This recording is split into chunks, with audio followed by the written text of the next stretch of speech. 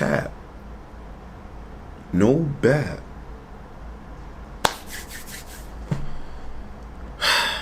Welcome back, YouTube. Welcome back, JDI family. Man, listen, before we start, shout out to everybody that's part of Noti Gang. If you part of Noti Gang, drop a Noti Gang down in the comments, bro. Let me know if you part of Noti Gang. Y'all know we extremely lit. No cap. Now listen, welcome back to another episode of The Keys to 12 O'Clock. If you guys are new to the series, make sure you guys hit the subscribe button so you don't miss out on any of this great information that I'm giving to my subscribers. You feel what I'm saying? Today, I have two great tips and techniques to give you guys. And then we're going to look at a few bike life clips of people doing wheelies and making some simple and common mistakes that people always make, that I always see all the time. You know what I'm saying? And I'm gonna point them out to you guys.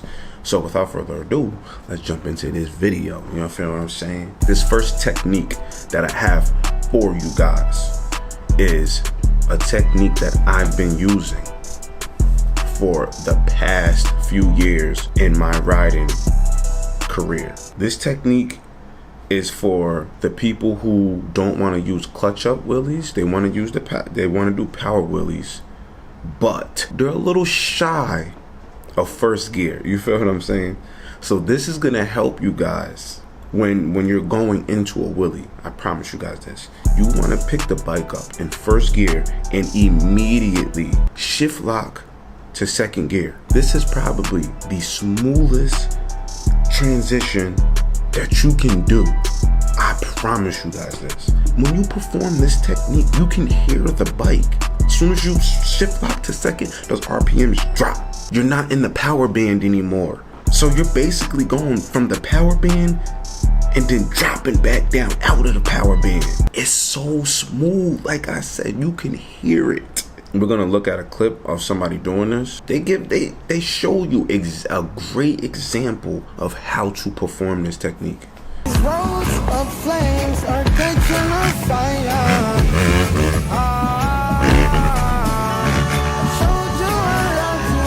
So we're gonna slow it down. So if you look at his left foot, he immediately shift locks into second, and that drops those RPMs. Like, y'all hear that? The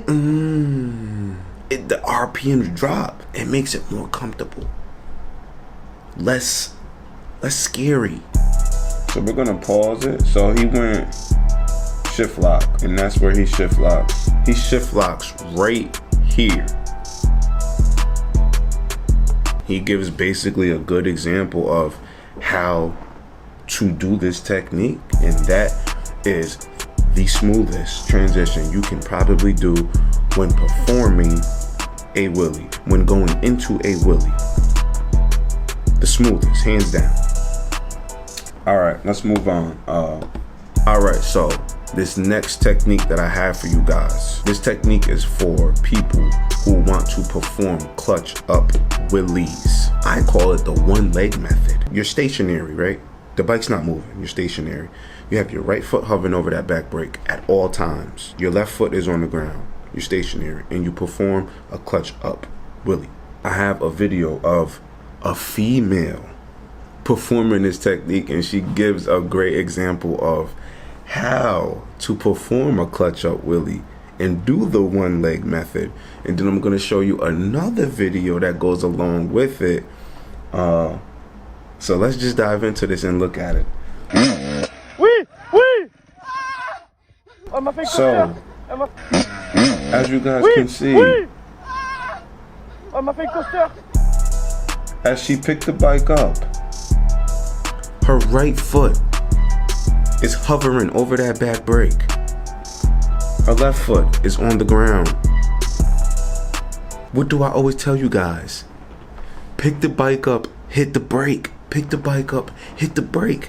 You can literally practice this with this technique right here. This technique that's on the screen right now. She's performing it. She's showing you a great example of how to do it. This is hands down for the people who want to perform clutch up wheelies and go from that stationary position. You're not comfortable with power wheelies. This is for you right here.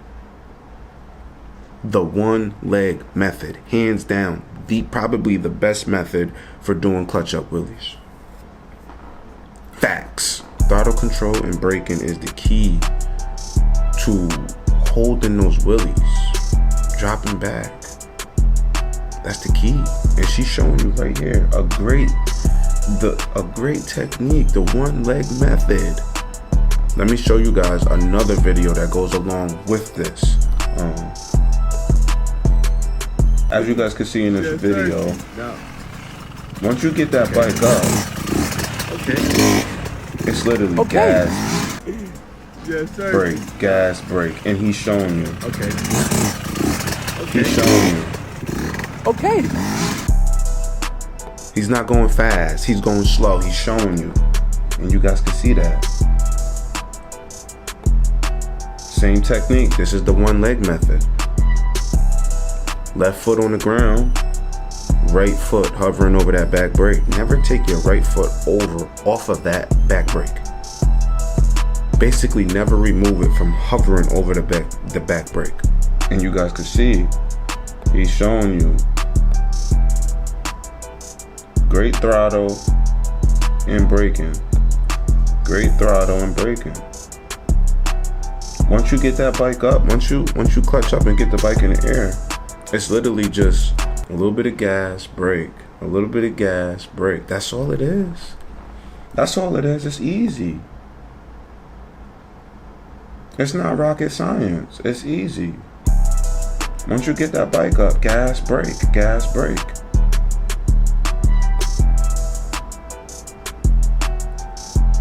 But like we seen in the previous clip with the lady, she was picking the bike up and bringing it back to the ground. That's what I want you guys to do. Once it becomes second nature in your head, in the back of your mind, like, I gotta hit the brake when I go back too far. I gotta hit the brake at a certain point. Then the process is gonna start to speed up faster for you. Perfect example of the one leg method. I ain't gonna lie. All right, let's move on. So these next few clips, we're gonna look at a few people making some common mistakes that I always see people make when learning how to wheelie. You feel what I'm saying? So let's look at it.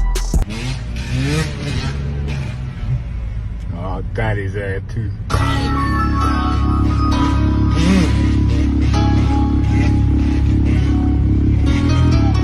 I'm gonna bring that back. If you look,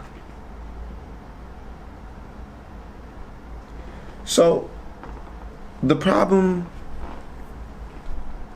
this first mistake I seen with him is where you can already see where it's about to go wrong. Is his right foot does not look like it's hovering over that back brake.